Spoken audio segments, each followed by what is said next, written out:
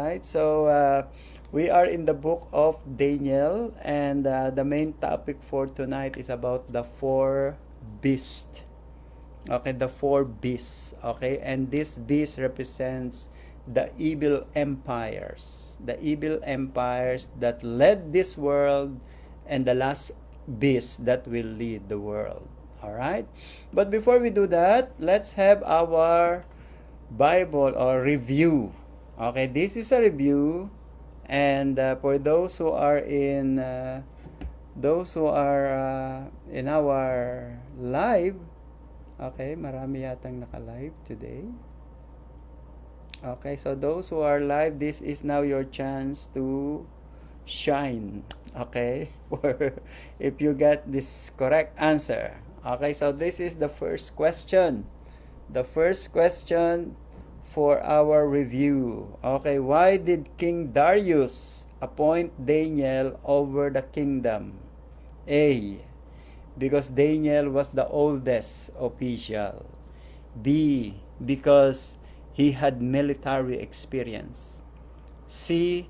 Because he had an excellent spirit and distinguished himself above the others. 7. Because he was related to the king. 10 seconds. 10, 9, 8, 7, 6, 5, 4, 3, 2, 1. Alright, the answer is letter C. Alright, write your answer. Okay, because he had an excellent spirit and distinguished himself above the others. Alright. Okay, so our next question. Next question is, what law did Daniel's enemies convince King Darius to sign? A. Oh, ang dami nating wow, all of your answers are correct. Okay, so what law did Daniel's enemies convince King Darius to sign? A law banning prayer forever. A law requiring everyone to worship the king for 30 days. Letter C, a law that anyone praying to any god or person except the king for 30 days would be thrown into the lion's den. And letter D, a law requiring everyone to attend the palace daily. Go. 10, 9, 8, 6, 5, 4, 3, 2, 1. Alright, the answer is letter C. The answer is letter C. Alright. Nandito si Brother Dom. Si, tama-tama, papakain siya. Brother Dom will bring us the buffet because it's his birthday yesterday. Hallelujah. Number 3. What did Daniel do after learning the decree had been signed? A. He stopped praying for 30 days. He prayed secretly in a different location. He continued praying to God 3 times a day with his windows open toward Jerusalem. And letter D, he left Babylon immediately. Go. 10, 9, 8, 7, 6, 5, 4, 3, 2, 1. Your answer is letter C. He continued praying to God 3 times a day with his windows open toward Jerusalem. Alright? Para nakahalata ko All answers are C. Alright, number 4. Alright? Why couldn't King Darius simply cancel the decree? Letter A, he had forgotten the password to the royal seal. He forgot abracadabra. Open sesame. He forgot the password. Letter B, the laws of the Medes and Persians could not be changed once established. C, the governors refused to let him. Letter D, Daniel asked him not to. Alright, so what is your answer? Okay, 10, 9, 8, 7, 6, 5, 4, 3, 2, 1. Okay? Your answer is letter B. The laws of the Medes and Persians could not be changed once established. Alright? Number 5. Tuwan-tuwa yung iba. They are correct. Wow. What happened to Daniel in the lion's den? A. The lions attacked him immediately. Letter B. Daniel escaped through a secret tunnel. Letter C. God sent his angel to shut the lion's mouth and Daniel was unharmed. And letter D. The guards rescued him during the night. Wow. Okay. 10, 9, 8, 7, 6, 5, 4, 3, 2, 1. The answer is letter E. Oh, no, there is no E. It's letter C. Okay, tama, correct. Alright. Now, this is our last review question. What did King Darius do after Daniel was rescued? A. He made Daniel leave the kingdom. B. He rewarded the men who accused Daniel. C. He issued a decree that people throughout his kingdom should honor and fear Daniel's God. And letter D. He destroyed the lion's den. Alright, 10, 9, 8, 7, 6, 5, 4, 3, 2, 1. Alright. What's your answer? The answer is letter C. Okay. Letter C. Alright. How many did you get tonight? Alright. If you are birthday celebrant and you have 6, that's double buffet. Alright. If your answer is 5, okay, 1 buffet. Okay, very good. Number 4, good. 2, 3, average. And if you have only one answer, it means you need to read again. All right. Okay, so brothers and sisters, this topic, Daniel chapter 4, is it's really very, very scary. This is the beginning of much clearer prophecy. Okay, Daniel chapter 7 is much clearer. Vision, dream, and interpretation. And the interpretation here is personally given by the angel. Okay, the angel spoke to Daniel. Alright? So let's talk about this. And I think this is one of my most favorite topic chapter. Daniel chapter 7. It's a very long chapter, but this is very meaty. And it requires lots of intermission and interpretation. Alright, so Daniel chapter 7 verse 1. In the first year of Belshazzar, king of Babylon, Daniel had a dream, and visions passed through his mind. As he was lying in bed, he wrote down the substance of his dream. So you can see that if it is a text from Daniel chapter 7, I put the yellow color so that we can distinguish it from other non-Daniel 7 texts. So you can see here that in Daniel chapter 7 verse 1, it is on the first year of Belshazzar. Okay, on the first year of Belshazzar. So it is just like Belshazzar was only beginning, he is only beginning his ministry, okay, or his kingship, okay. So it is in Daniel 7:7. But if you will go back to Daniel chapter 5, Belshazzar was already killed, okay.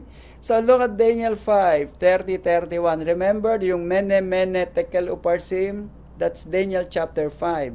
And on that chapter, Belshazzar was killed already. He was killed on that chapter. And then on chapter 7, Daniel started again on the first year of Belshazzar. So it means there is a wrong. It is not wrong, but it is not chronologically arranged. Have you noticed that? This chapter should not be on chapter 4. Okay? Okay, so chronologically speaking, this should be on chapter 4. Or it should be on chapter 5. Before the Mene Mene Tekel Uparsim. Okay, because the Mene Mene Tekel Uparsim, this handwriting on the wall, it was on the last year of Belshazzar. But Daniel chapter 7 is in the first year of Belshazzar. Okay, did you follow that? Alright, so that's why we cannot say that everything that is written in the Bible are chronologically arranged. Alright?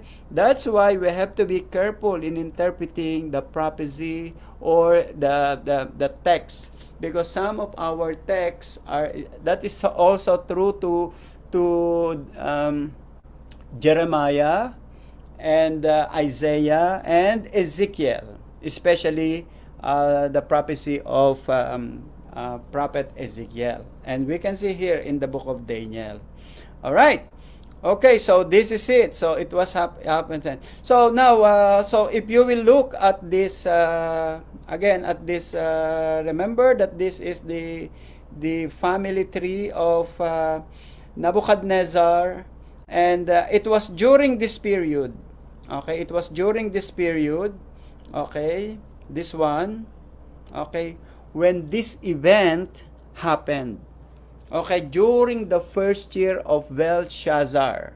So it means during this period, not during the time of Nebuchadnezzar, because Nebuchadnezzar was dead already. And then his son Amel Marduk was dead also. Neriglissar was dead. And now it was during the time of Belshazzar. So probably Daniel was already 67, 65 years old during this period. All right? And then God spoke to him in a dream, and then he saw a vision. And what was the vision? Again, Daniel 7, on the first year of Belshazzar, king of Babylon, Daniel had a dream, and vision passed through his mind. So while he was sleeping, he had a dream and vision also. Now, 2, what is that vision? That's the question. Daniel said, in my vision at night, I look. So it was evening. All right? And there before me were the 4 winds. What is that 4 winds? Okay, how do you describe 4 winds? 4 winds of heaven churning up the great sea. So it was just like a great wind, okay, a great wind that chasing this wind, the sea, okay, the waves in the sea. And then 3, verse 3. So in this 4 winds, in these great winds, okay, 4 beasts, okay, 4 great beasts, each different from the others, came out or came up out of the sea.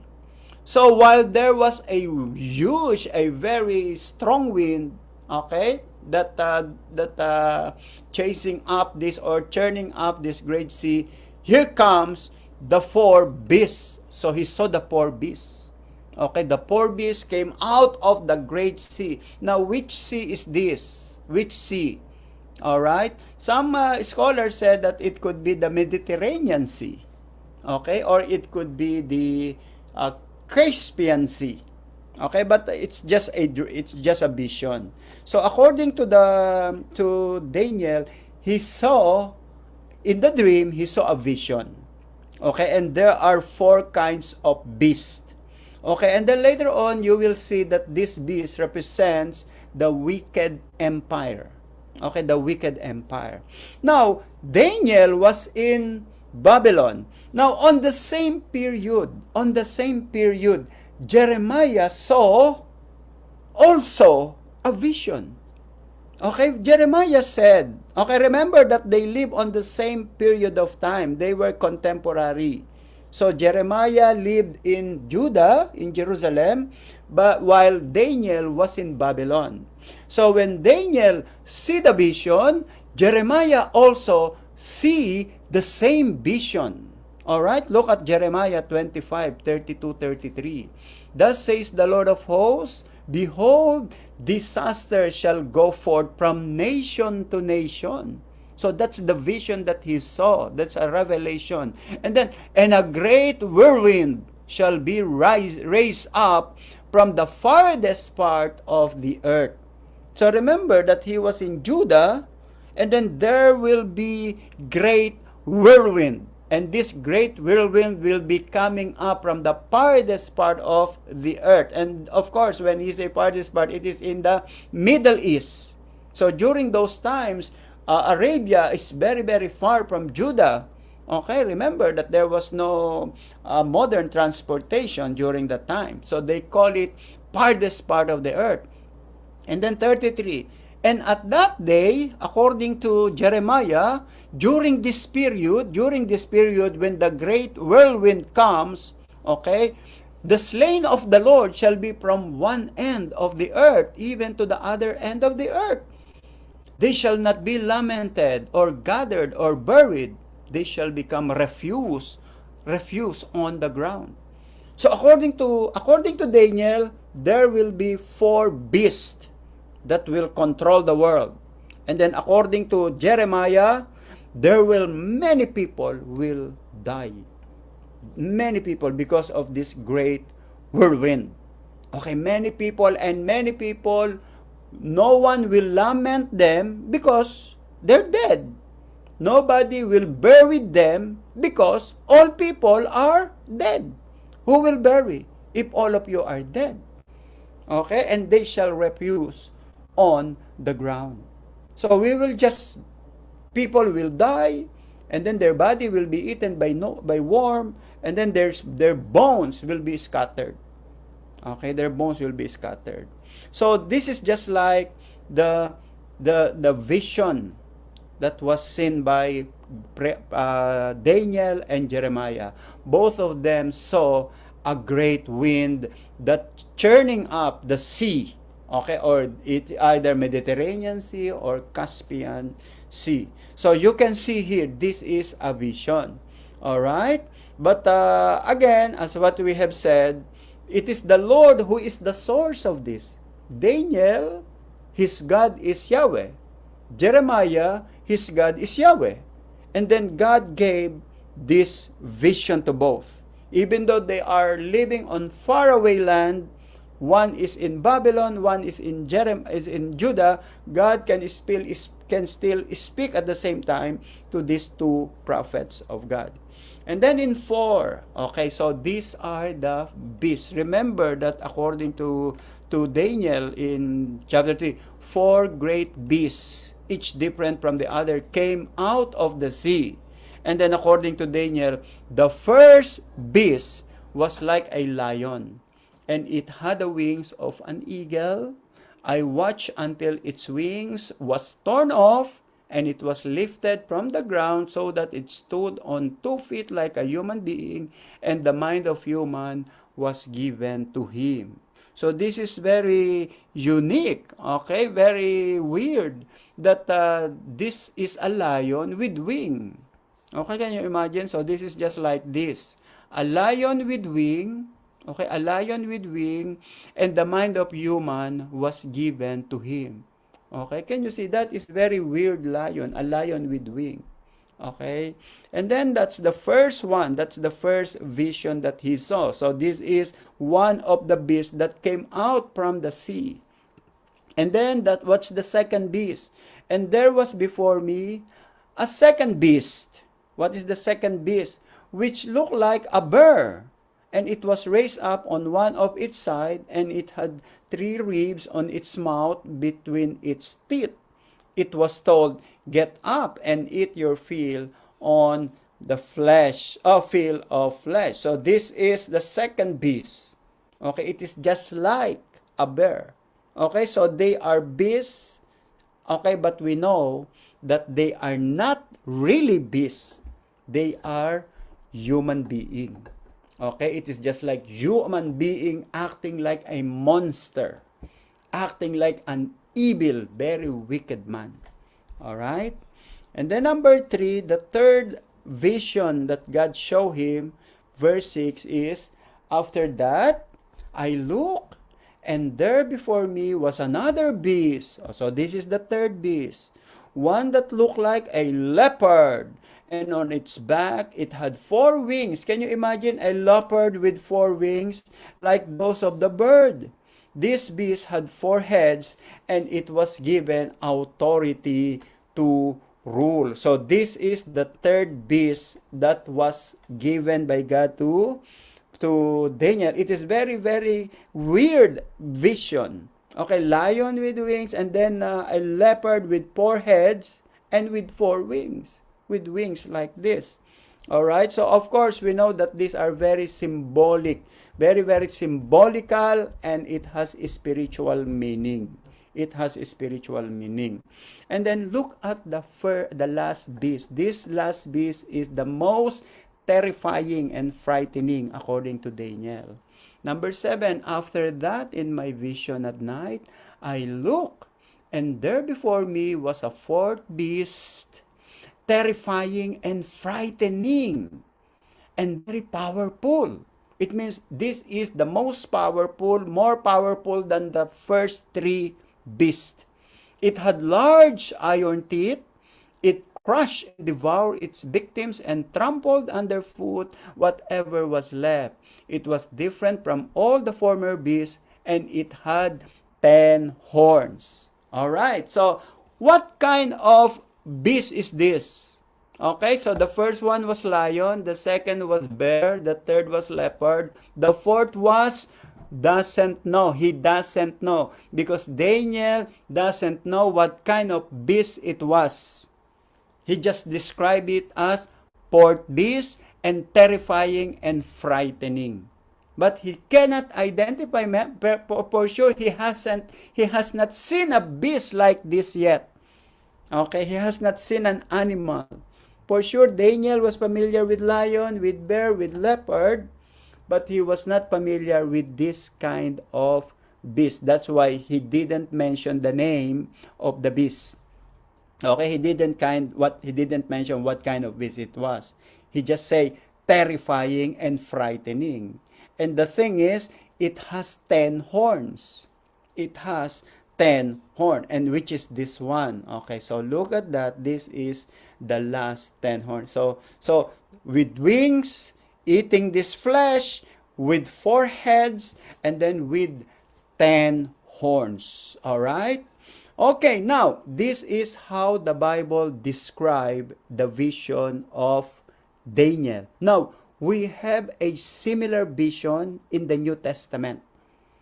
When you go to the book of Revelation, you can see that John saw almost similar to this vision. We can see that in Revelation chapter 13. Okay, so when you look at Revelation chapter 13, verse 1, let us describe the description of this vision that has been seen by John in the island of Patmos. So look at 13:1. Then I stood on the sand of the sea. Again, sea. It's again sea. And I saw a beast rising out of the sea. So this is similar to Daniel. Remember, Daniel said that there are 4 great beasts. Okay, Daniel chapter 7:3. 4 great beasts, each different from the others, came out of the sea. It is in Daniel chapter 7. Now, in Revelation chapter 13, it was given again by God to John. It means 500 years later. 500 years later, God spoke again to a disciple. This time, it's John. And then John saw that there is only one beast, not 4, but only one. And then this one rise up out of the sea, having, that's unique. This is, look at that beast, having 7 heads and 10 horns. Okay, so this beast, which was described by John, is the last beast that was seen by Daniel. Because this is an end-time beast. Alright, this is an end time, a last day beast that will appear in the last day, and then it was described in the book of Revelation. So look at Revelation, that's why I told you. And I saw a beast rising up of the sea, having 7 heads, okay? In Daniel, only 1 head, but in Revelation, 7 head. But this 7 head has 10 horns. Okay? Remember that in Daniel, 1 head, 10 horns. But in Revelation, 7 head with 10 horns. And on his horn, 10 crowns. And on his head, a blasphemous name. Okay? A blasphemous name on his head. Okay? What was the name of that beast? In Daniel, Daniel that didn't know it. But in John, it was revealed to John, because probably John was familiar with this animal. Look at verse 2. Now the beast which I saw was like a leopard, okay, with his feet were just a feet of a bear. And his, okay, so you can see leopard, a feet like a bear, and his mouth was like a mouth of lion. And then the dragon, so that is the name of the 4th beast, dragon, which cannot be mentioned by Daniel. Probably Daniel has not seen dragon yet. All right?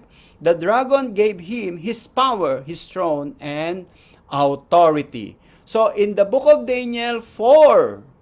But in the book of Revelation, it is only 1, but with the same features. The description of leopard, of bear, of lion, and the dragon are combination in only 1 beast. Alright, so it means that in the book of Revelation, in the last days, the evilness of the past empires are present in this last day empire. Right? So, the wickedness of Babylon, the wickedness of Persia, the wickedness of Greece, the wickedness of Rome are all combined, okay, in this last beast that will appear in the last days. That's why I told you, so look at these 4 beasts, okay, the lion, the bear, and then the leopard, and the dragon. So all of the evil personalities of these other beasts can be found in the last beast. That's why, because it's described here. I saw was like a leopard, a bear, a lion, and a dragon. 4 in 1. Okay? What I know is 3 in 1 copy. Alright? But here, 4 in 1 beast. Alright? That's why this is very, very most wicked, evil beast, or the most wicked empire that will appear in the last days. And it could be in our time. It could be in our time. So what happened to the 3 beasts? Okay, the 3 beasts. Anyway, we will explain that later. Okay, look at verse 8. While I was thinking about the horns, remember that there are 10 horns? While I was thinking about the horns, there before me was another horn, a little horn, which came up among them, and 3 of the first horn were uprooted before it.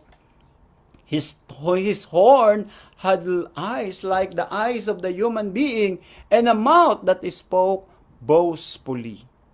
Alright, so let's describe this. So this is the last. Remember that he said, while I was thinking about the horn, okay, there before me was another horn.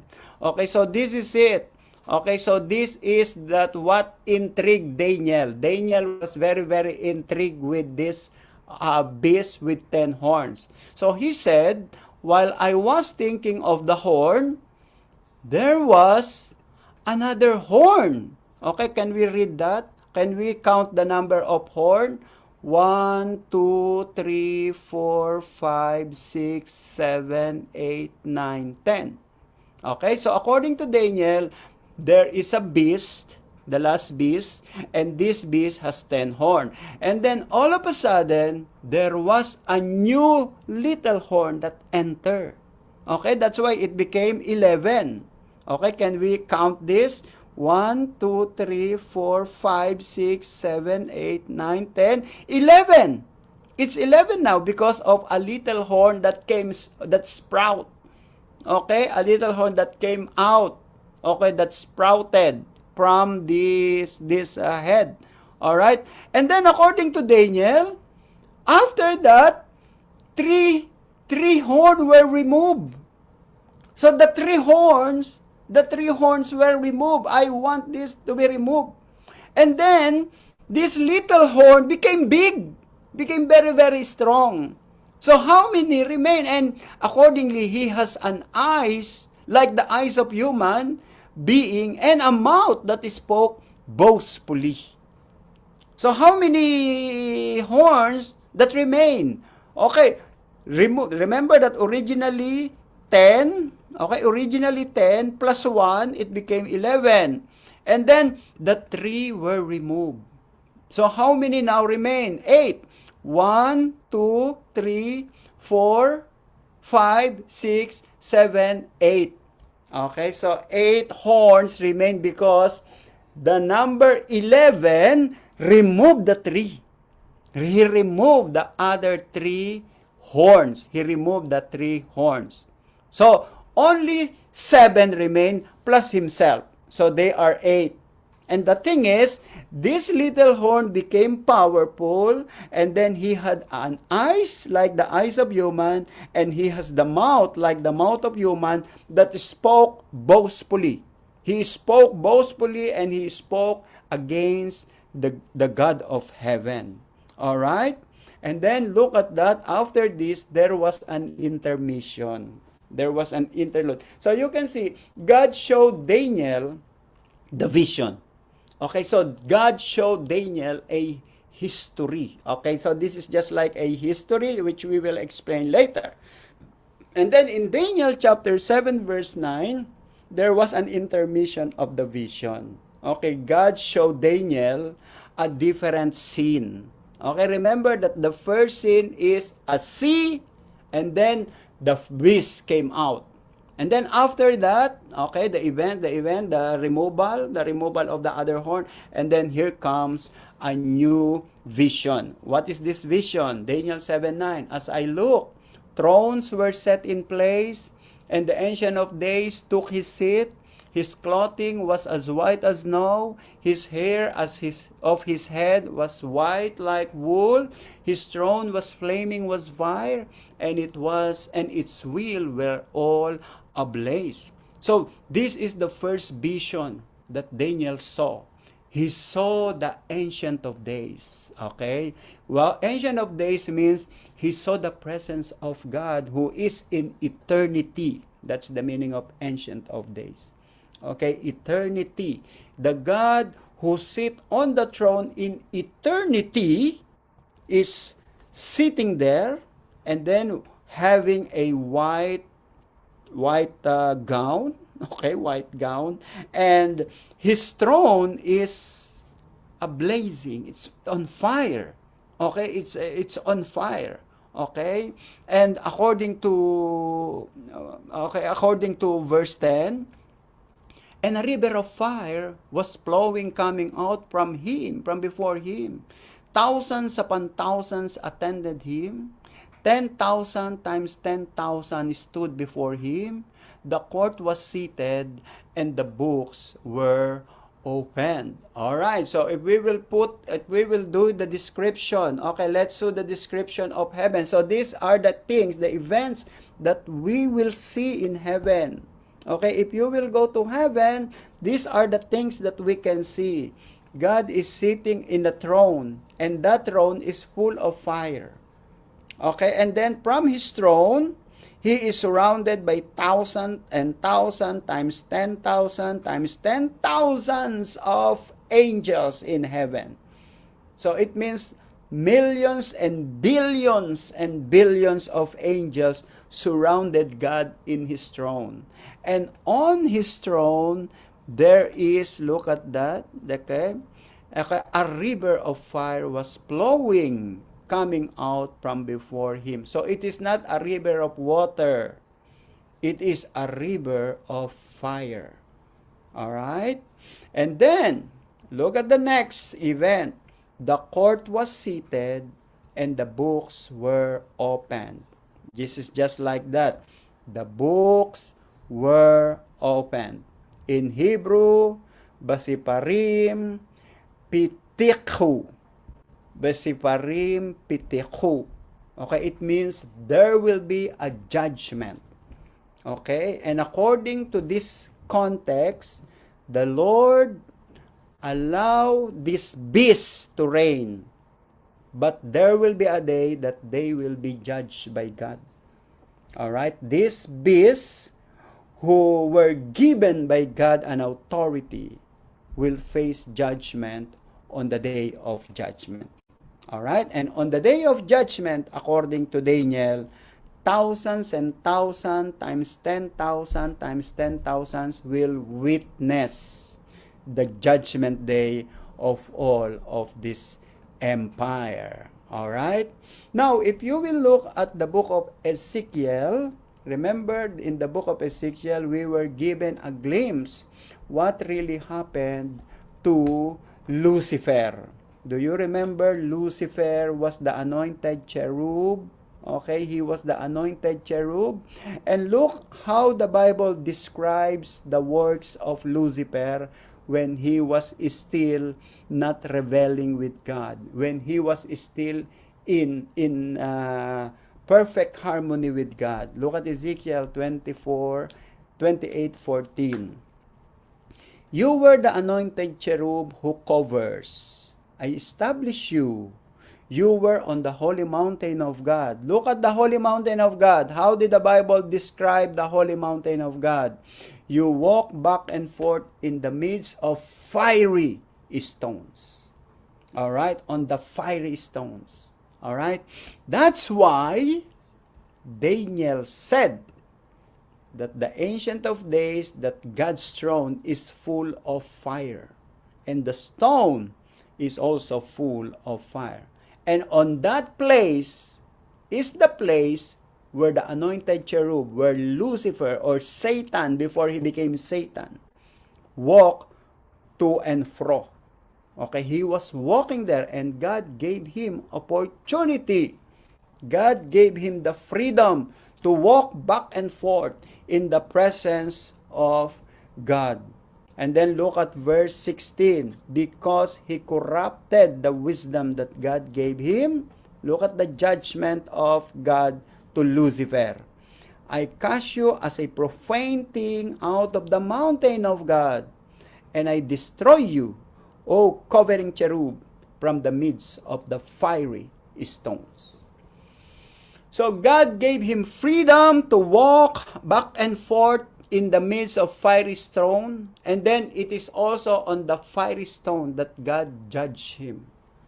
All right? So the Bible tells us that God gave us freedom, and then let us not abuse that freedom. All right? Because that freedom will be a weapon of God against you on the day of judgment. It is just like the blessing that you receive became a cursing. The blessing became a curse. Okay, the freedom became the source of judgment. All right? So my brothers and sisters, because I want to emphasize this, thousands and thousands stood before him. The court was seated and the books were opened, and that is the same scenario in the Revelation chapter 5 verse 11, when the Bible shows us, okay, that Jesus Christ is the center of worship in heaven. Look at Revelation 5:11. Then I looked, and I heard a voice of many angels around the throne, the living creatures and the elders, and the numbers of them was 10,000 times 10,000s and thousands of thousands, saying a loud voice, "Worthy is the Lamb who was slain to receive power and riches and wisdom and strength and honor and glory and blessing." So you can see the scene in Revelation chapter 5, 11, and 12 is similar to the scene in Daniel chapter 7, verse 10. A river of fire was flowing, coming out. 1,000 upon 1,000 attended him, 10,000 times 10,000 before him.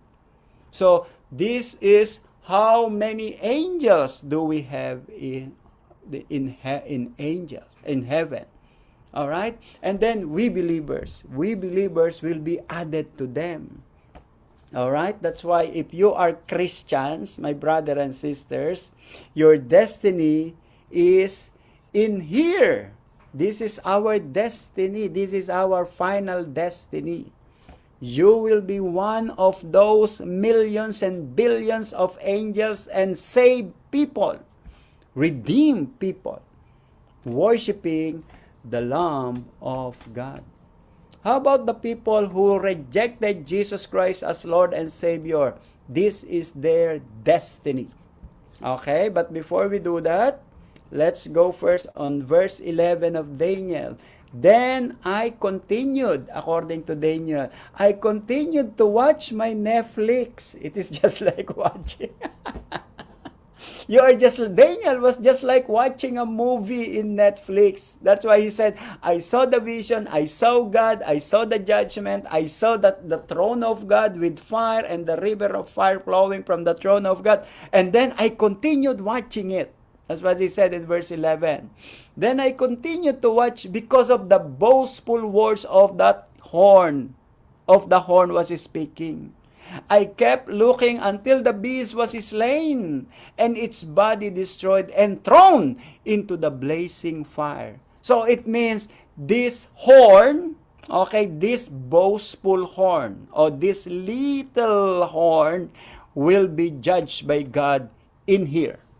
So the destination of all these proud leaders, proud empire, proud nation, proud kings, proud president, proud prime minister, all of them will be thrown by God in the lake of fire. That's their final destination.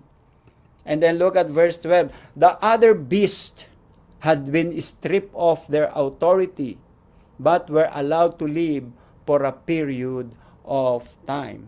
So Daniel is speaking about what will happen to the beasts that were given by God authority during their days. Okay, so who are these beasts? We know that this is the kingdom of Babylon. Okay, remember this? This one. All right, remember this head. Okay, this image. Okay, the head is Babylon. Okay, for in Daniel chapter 2 and Daniel chapter 7, they are just the same. Okay, they are just the same empire. Only that different representation in dreams and vision. This is a dream of Nebuchadnezzar, but this is a dream of Daniel. Okay? The head is Babylon. The lion is also Babylon. The arms is Persia, but the bear is also Persia. The thigh is Greece. The leopard with 4 wings is Greece. The legs is the Rome. And then this evil, okay, this terrifying and frightening animal or a dragon will be Rome. Okay, and then this will continue until this will be revived. Okay, Rome did not continue because they collapsed. And then in the last days, according to Daniel, this Rome or this spirit will be revived in the last days with 10 other nations working together with him. All right? Okay, so remember that these are vision. This is a vision and a dream. Okay? So according to Daniel, the destination of all of these evil, wicked empires and emperors and kings and leaders will be the lake of fire. Remember that fire represents the presence of God, and fire is also the judgment of God. Okay, so two things that we can see when it comes to fire in Daniel and Revelation. Fire represents the throne of God and the presence of the Lord. But this is also a lake, a judgment of all people that rebel against God. Okay, now let's go to verse 13. So there is another intermission. Okay, look at intermission in verse 13. In my vision at night I looked, and there before me was a son of man coming from the clouds of heaven. He approached the angel of day, the ancient of day, and was led into his presence. And he was given authority, glory, and sovereign power. All nations and people of every language worship him. His dominion is an everlasting dominion that will not pass away, and his kingdom is one that will never be destroyed. Wow, this is a wonderful revelation. This is a revelation. Remember that the first thing that he saw is the Ancient of Days. Okay, this is the first thing that God wants to tell Daniel, that in the midst of all this evil empire, God is in the throne. It is God who controls, it is God who is sovereign, and it is God who is eternal, not this beast. They are temporary only. And then after that, God showed him that there is a vision, that there is one like the Son of Man. So aside from the Ancient of Day, there is another. There is another person. Okay, and this person will go down to earth. Okay, one like a Son of Man coming with the clouds of heaven. He approached the Ancient of Day and was led into his presence. So you can see that the Son of Man is different from the Ancient of Days. Okay, it's just like this. This is the Son of Man approaching the Ancient of Days. Okay, approaching the Ancient of Days. You know what? I use the Gemini AI. If you want to use some AI, Gemini is notebookgoogle.com. It's a very good AI. Okay, so in presentation, in this PowerPoint presentation. Okay, so you can see here that he was given, okay? There is a Son of Man, and then Jesus Christ believed that it was he who is the Son of Man.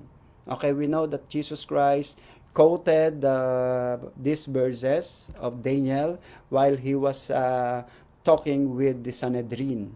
Okay, and then in verse 14, he was given authority over and glory and sovereign power all nation. Okay, so this is a very unique description of this Son of Man. Remember that only God is in authority. Only God is sovereign. Only God should be worshipped by all nations.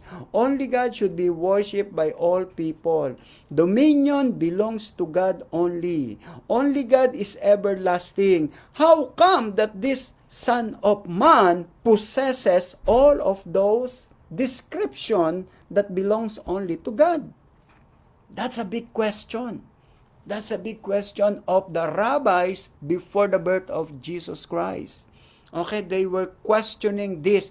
How come that this Son of Man has similar description of Ancient of Days of God? It means this Son of Man is not just an angel. He is more than an angel. Okay, that's why when Jesus Christ has manifested on earth, and he said that I am the Son of Man, you will see the Son of Man coming in the clouds, And then the Sadducees and the Pharisees were so shocked to hear it from Jesus. That's why they crucified Jesus, because they couldn't believe that this description is for a man, like only a man from a carpenter man from Nazareth. How could you quote this and apply it to you? That's why in Tagalog, sa galit nila, because of their a burst of their anger, they crucify Jesus Christ. All right? Okay, so again, the Bible tells us that in Isaiah 42:8, I am the Lord, that is my name, and my glory I will not give to another, nor my praise to carved images. So God said, I will not give my glory to another. But why did you give your glory to this Son of Man? All right? Remember that He gave everything. He was given authority, glory, sovereign power. All nation and people worship Him. Dominion is an everlasting dominion. And then you said in Isaiah 42 that you will not give your glory to another. But why did you give the glory to Son of Man? Because this Son of Man is not an ordinary creature. He is not an ordinary being. And in our easiest interpretation here, He is the second person of the Trinity, Jesus Christ, our Lord and Savior.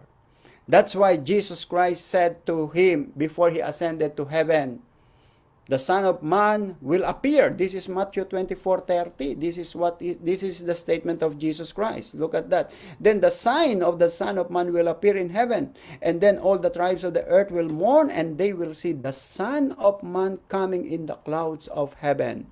This is the moment when the Sadducees ask Jesus, are you the Messiah?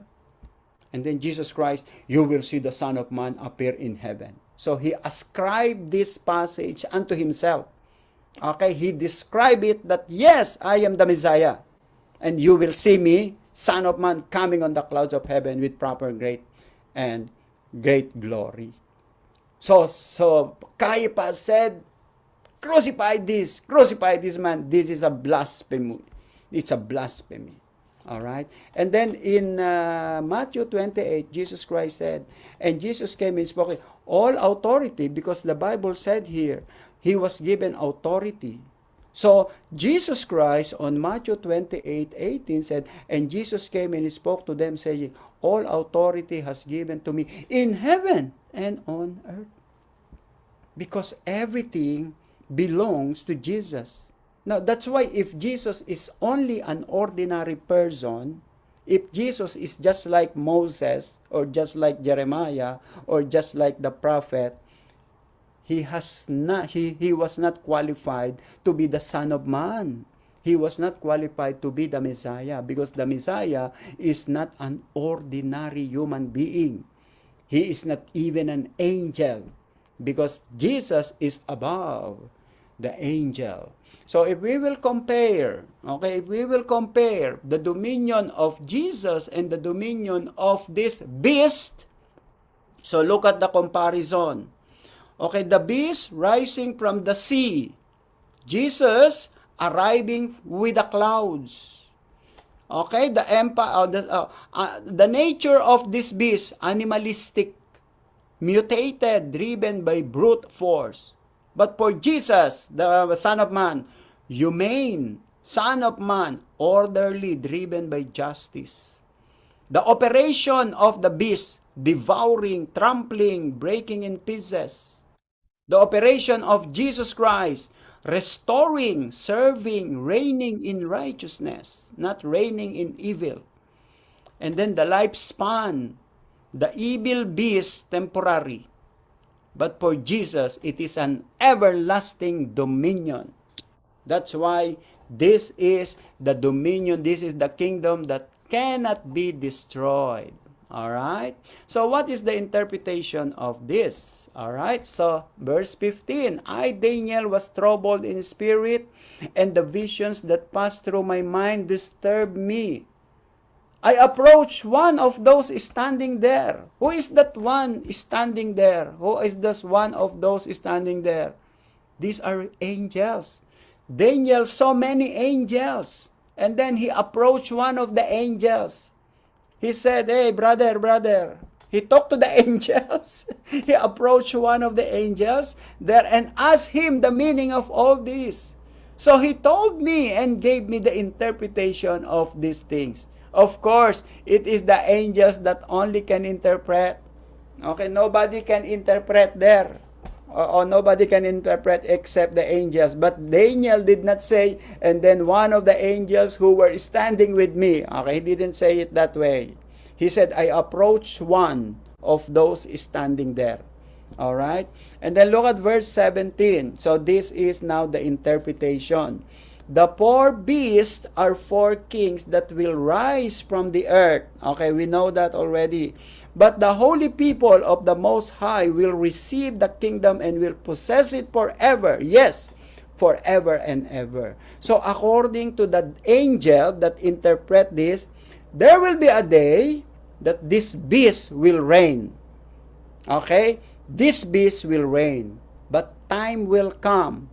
The people of God will reign on earth forever and ever. They will possess the kingdom. Okay? Right now, my brother and sisters, evil people reign in this world. Many evil people, many kings and queens, presidents, prime ministers, merchants, they are all, many of them, not all. Most of them are evil. They are leading the world. They are leading the business and the economy and politics and military and war. But time will come that all of this sovereignty, all of this power will be given to the people of God. So all of us, including us. All right? Remember that from the beginning, the God said to Adam and Eve, rule the earth, have dominion. But because of the serpent, that commandment given by God to Adam had not been fulfilled fully. Okay?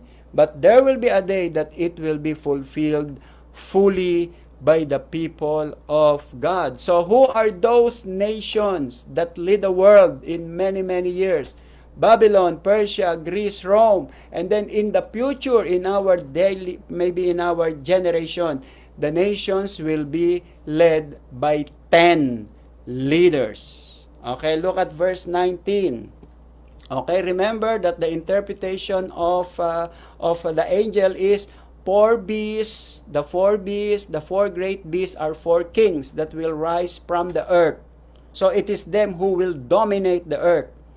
But the holy people of the Most High will receive the kingdom and will possess it forever. Yes, forever and ever. But someday, day will come, a day will come. And then let's continue in verse 19. Then I wanted to know the meaning of the fourth beast. Okay? Which was different from all the others and most terrifying with its iron teeth and bronze claws. The beast that crushed and devoured its victims and trampled underfoot whatever was left. 20. So I also wanted to know about the 10 horn and its head and about the other horn that came up, before which 3 of them fell, the horn that looked most imposing than the others and that had eyes and a mouth that spoke boastfully. So Daniel was very, very curious. He said, I am curious about this beast with 10 horns. He said to the angel, I want to know what is the meaning of this terrifying beast. Why this beast has 10 horns? Okay? And then he said, these 10 horns became 11. Okay, let's count it first. 1, 2, 3, 4, 5, 6, 7, 8, 9, 10. And then according to Daniel, there is an additional, because one horn is sprouted. So it became now 11. And then all of a sudden, the 3 was removed. And then they became 8. So let's count it. So let's count it if it is 11. 1, 2, 3, 4, 5, 6, 7, 8, 9, 10, 11. Remember, in the beginning, they are 10. And then there was an additional. Oh, look at that. This is additional 1. And then later on, he saw that this additional 1, after removing the other 3, he removed the 3. and then he became powerful. He has an eye that can see, and he has the mouth that can speak against God. Okay, so what will happen to the 10? The 10 will become 11, and then the 3 will remove, and then they will become 8. So, let's count if they are 8. 1, 2, 3, 4, 5, 6, 7, 8. So, 8 will be the nations. Alright? 8 will be the nations that will control the whole world. Okay, we will go there. Let me read first. As I watched, this horn was waging war against the holy people and defeating them. So this little horn is a very wicked leader. He will persecute the people of God. Who is this people of God? The Jewish people. And the Christians who will side with the Jewish people. Okay, remember that not all Christians will be persecuted. Okay, this evil, okay, this one, okay, the one, look at that. This one, including the 7, he will lead the 7. He will persecute. Okay, this horn was waging war against the holy people and defeating them.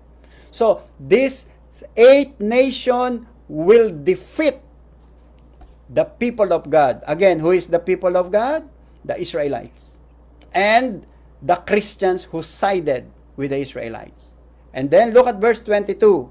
Until the Ancient of Days came and pronounced judgment. What do you mean by the Ancient of Days came? It means until the return of God. God will return. Jesus Christ will come to earth again the second time. Daniel didn't see it that way, didn't present it that way. He thought only one time. Okay, so it means there will be a future persecution. Okay, until the Ancient of Days come and pronounce judgment in favor of the holy people of the Most High. And the time came when they possess the kingdom. So, this is the second coming of Jesus Christ. Okay, so before the coming of Jesus Christ, there will be a severe persecution. And the object of persecution is the Israelites, the Jewish people. Okay, and those who will support the Israelites will also be persecuted by this wicked little horn. Okay, again, this little horn has 7. He was supported by 7 other wicked nations. So they are 8. Okay, remember that originally they were 10, and then there's additional 1, became 11, and then the 3 was removed, became 8. And then this 8 will be the enemies of the Israelites or the Israel nation of people of Daniel, and the Gentile Christians or the Christians who will be with them. And this is a very, very severe persecution. 23, he gave me this explanation. Okay, this is the explanation according to Daniel. The 4th beast is the 4th kingdom that will appear on earth. It will be different from the other kingdoms and will devour the whole earth, trampling it down and crushing it. Why will he do that? Anyone, any government who will not support this 4th beast will be trampled by this wicked kingdom or by this wicked king. Alright, 10. At 2024, the 10 horns are 10 kings who will come from his kingdom. After them, another king will arise, different from earlier ones. He will subdue the 3. So this is just repetition, okay? He said originally they are 10. 1, 2, 3, 4, 5, 6, 7, 8, 9, 10. And then there was an additional one. Okay, there was a new one that is sprouted there. Became 11. And then they removed the 3. They removed the 3 because the 3 were not cooperating with their plans. Okay, that's the purpose. That's the reason why they will remove the other 3 horns. Because these 3 are God-fearing God-fearing leaders. All right? They don't want to persecute Israel. They don't want to persecute the people of God. So he was removed. They were removed. The 3 were removed by 8. So only 8 remains in this scene. All right? Okay, so look at that. Okay, so if we will study the world history of empires. Okay, so this is a world history of empires. Babylon was he was the lion, 605 BC. And then after Babylon fell, Persia is now the bear. It started on 539 BC. And then when Persia fell, it is now Greece in 332 BC. And then when Greece fell, here comes Rome 168 BC. Okay, and then on the birth of Jesus Christ, that is the beginning of the church age. From the time of Jesus to present time is the church age. This is what we call the church age. All right? But in the last days, the world will be led by 10 nations, not one nation. So you can see in the past, it was controlled by one kingdom. And then church age, kingdom of God.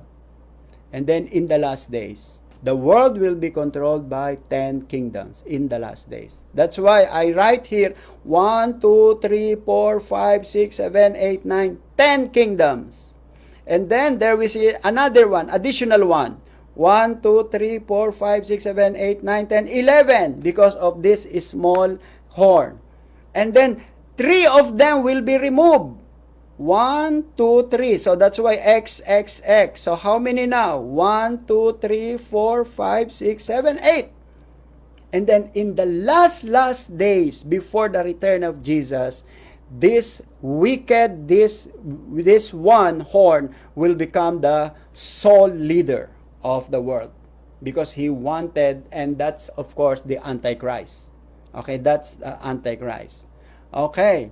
So in 25, so you can see, di ba? You can see that these are the histories of the world. So this prophecy is a history, my brother. That's why I am engaging you. I'm engaging you about the history of Bible, what really happened. That's why it's good that we study the book of Daniel now, and we can see, okay, we can see what is going on in the world now. Okay, probably in the next week and the other week, we can have a clearer picture on what happened during the fight between Persia and Greece and Rome. We will discuss these things, again, the history of the world's empire. All right? 25. He will speak against the Most High. So who is this? He will speak the Most High. This horn, the fourth beast. The fourth beast will speak against God. He will speak against Jesus. He will speak against the Bible. He will ridicule our faith. Okay? He said, do not believe in the Bible. And many people will be deceived. That's why Jesus Christ said, let not people deceive you. But this evil man will speak, and the people will listen to him. Alright? That's why he said, he will speak against the Most High. How will he do that? He will tell the people, don't believe in the Bible. Do not believe in the writing of Moses. Do not believe in the writing of Jesus. Do not believe in the Bible because they are not true.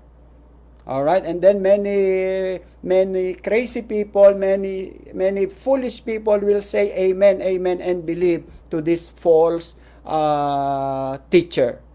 Alright? Because he is also the empire leader. He controls the world. And then, in fact, the Muslims said he is the last Mahdi. Okay? The last Mahdi that will control the whole world. Okay? But for us, believers, our understanding is this is the Antichrist. Okay, the Antichrist is the last leader. Okay, is the last leader, but this is another teaching. Okay, he will speak against the Most High and oppress his holy people and try to change the set times and the law. So he will change the law in Israel. He will change the law. Okay, he will ask Israel, no Sabbath. Don't practice prayer. Don't go to the churches. Don't go to this. Okay, so many people will be afraid of him, and many will not go to the church anymore, and they will say, God will understand. Yeah, God will understand that you are without faith. All right?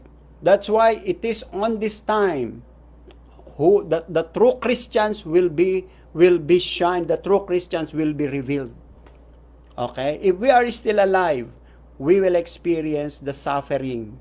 Okay? The suffering of the Christians and Jewish in the hands of this horn.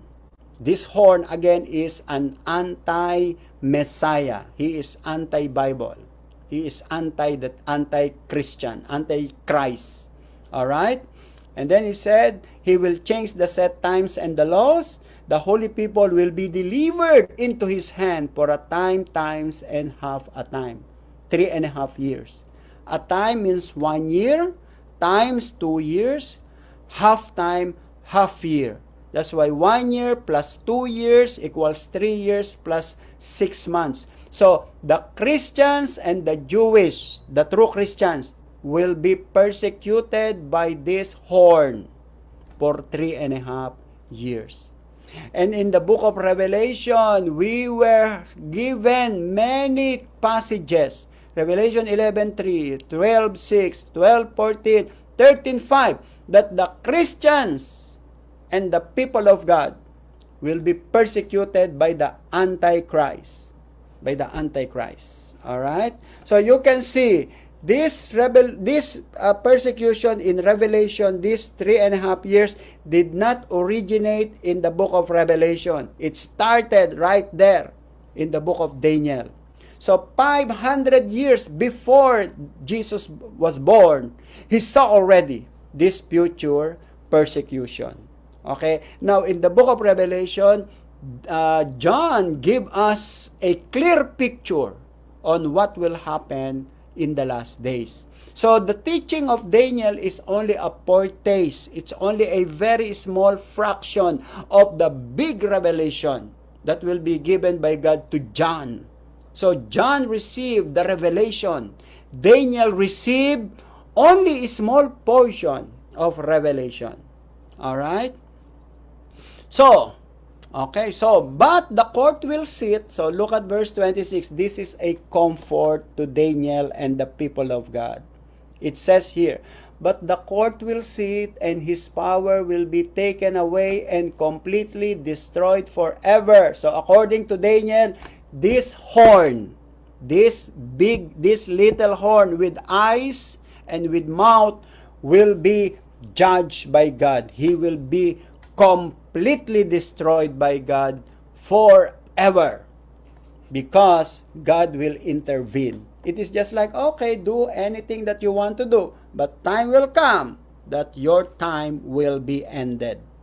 27, then the sovereignty, power, and greatness of all kingdoms under heaven will be handed over to the holy people of the Most High. His kingdom will be an everlasting kingdom, and all rulers will worship and obey him. Who is this him? This is the Son of Man. Okay, because the Son of Man will come, the Son of Man will restore everything that has been destroyed by these empires. Who are the empires? Babylon, Persia, Greece, Rome, and then the 10 nations in the last days, including the one. Okay, let's not 10 it. Let's make it the 8th nation. Because out of 10, there is additional one. And then they became 11. And then the 3 will be removed. So they became 8.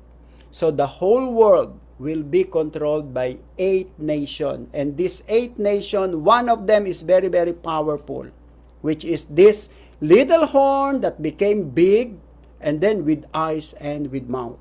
And we know that this is a very wicked person, very wicked leader. And he will be possessed by Satan to become the last leader of this world. Okay, the Antichrist. All right? So, Revelation chapter 19:20, then the beast was captured. Who is that beast? The last beast. Okay, the last beast. Okay, the beast with 10 horns. So, it means the leaders. Okay, and then the Revelation 19:20. So, you can see what was mentioned in Daniel was revealed, was explained in Revelation. Okay? Revelation 19:20, then the beast was captured, and with him the false prophet who worked signs in his presence, which he deceived those who received the mark of the beast, and those who worship his image. These two were cast alive in the lake of fire, burning with brimstone. At least they are two, not one. At least the best friend are still there together forever. Revelation 20:10, the devil who deceived them, okay, was cast into the lake of fire and brimstone. So you can see, God is sitting on the fire. God is sitting on the throne with fire. Okay? So fire is our salvation or our destruction. So when we go to heaven, we will see God sitting on the throne surrounded with fire. But when the of course we will not be burned because it's a different fire, it's a holy fire. But those who rejected God, they will also see fire. But this fire is a destructive fire. But the fire of God is salvific fire, fire that saves and purify and cleanse. All right? That's exciting, right? You can see the languages used, the words used by the Bible. Okay, these are use fire, very wonderful. The devil who deceived them was cast into the lake of fire and brimstone where the beast, okay, the four beasts, okay, the three beasts were already there. And then the four beasts will be thrown there. He will be thrown out there. And then they said, oh, we will have a reunion here. Because we were there on earth doing evil things. Now let's do the more evil things here on hell. Okay, you go by yourself. Where the beast and the false prophet are, and they will be tormented forever and ever. Of course, that will not be our destination because our destination is the throne of God. The throne of God. Okay, and then 20. This is the last. This is the end of the matter. Daniel, was deeply troubled by my thought, and my face turned pale, but I kept the matter to myself. So because of this dream, because of this vision, and because of his encounter with the angels, remember, so he had an angelic encounter, angelic visitation. Okay, suppose you saw angels dancing inside your room, Guillermina. Okay, let's say you see the angel of the Lord dancing there. All right? So what would be your reaction? Okay, that would be very scary. Okay, remember that Daniel was a prophet of God and he was very, very scared on the presence of the angel. And then he said that revelation, I couldn't contain it on my mind because that is too much. All right? That is too much. So my brother and sisters, when the judgment begins on earth, it means their days are short. Okay, you know the intention of the intention of the beast. He wants to include other people. He wants to drag other people where he will go. Okay, it is just like you want to go there. It is just like you were punished by your professor or your teacher. And then you want other student also to be punished by your professor. Di ba ganon? You want other people to have the same punishment as you have. And this is what the beast wants. That's the reason why he enticed people, he tempted people to go with him and do evil things. Okay, so in the last days, everything will be revealed. Okay, so when will the little horn reign? That's my last question. When will the little horn reign? In the last days, in our Okay. days. All right. So he could live. It could happen in our generation. It could happen in 5 years, 1 year from now, 2 years from now. We do not know, but we know when we know that it will happen. It will happen. Okay. The only things that we need is to be firm in our faith. Don't stop. Continue to do what is right. Continue to be faithful. Do your gift. Example, my brother and sister, your gifting, because we will all be judged based on our gifting. If God gave you a gift, use it for God, because that is the basis of God's judgment. All right. Deacon Jonas, what is your takeaway for tonight? Yes, Pastor. Good evening, everyone. Good evening. Thank you, Pastor, for wonderful teaching about Daniel 7. So, Daniel 7 is really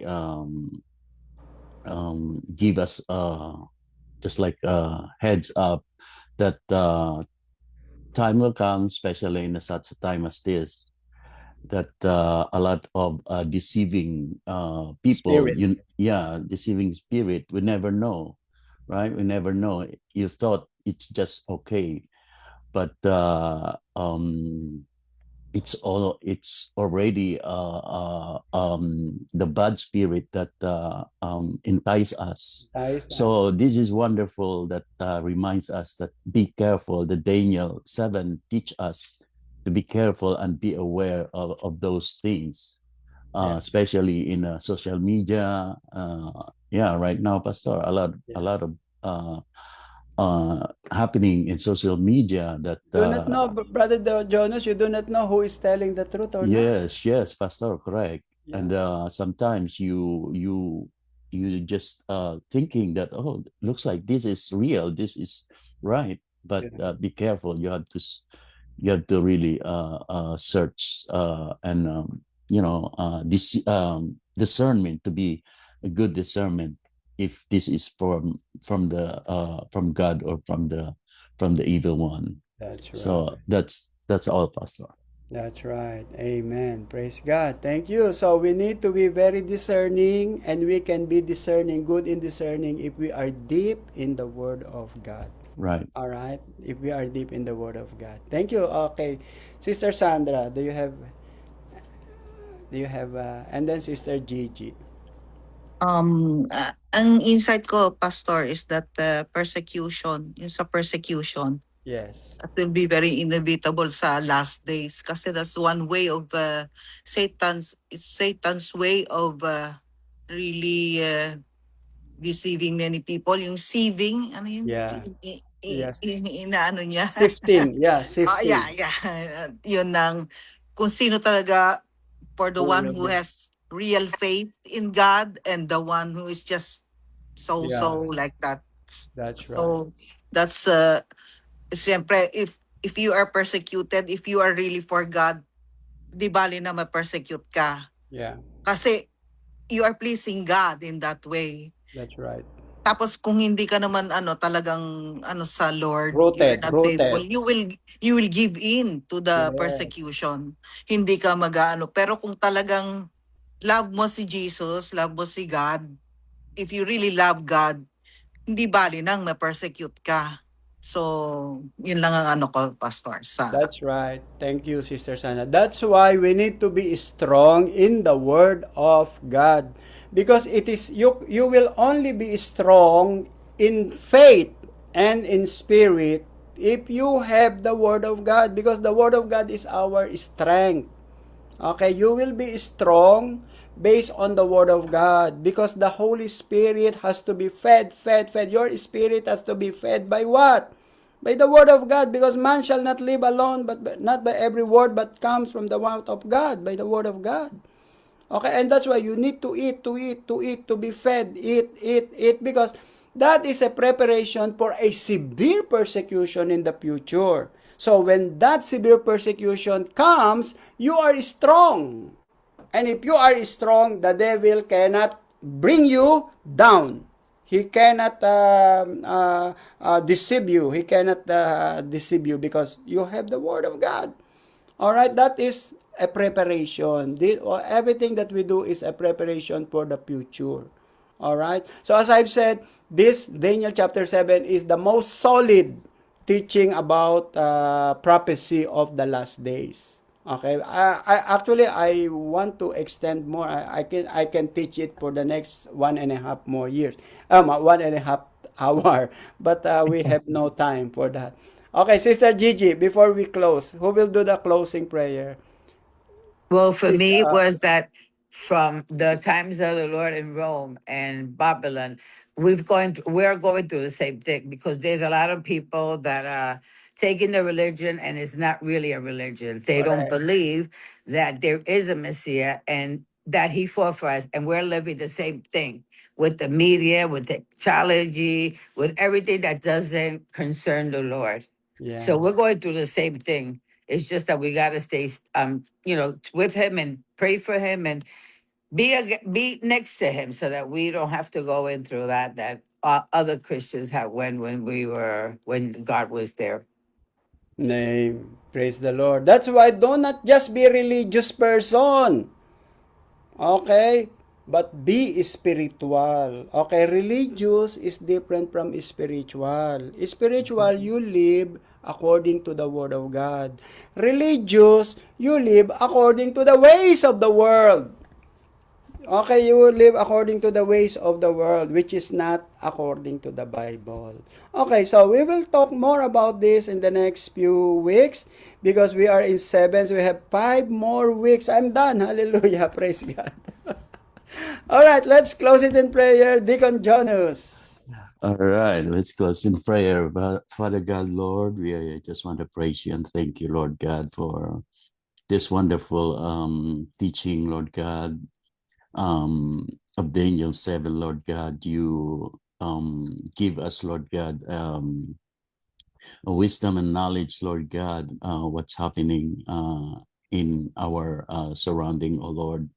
Give us more discernment, Lord God, what is holy and what is unholy, oh God.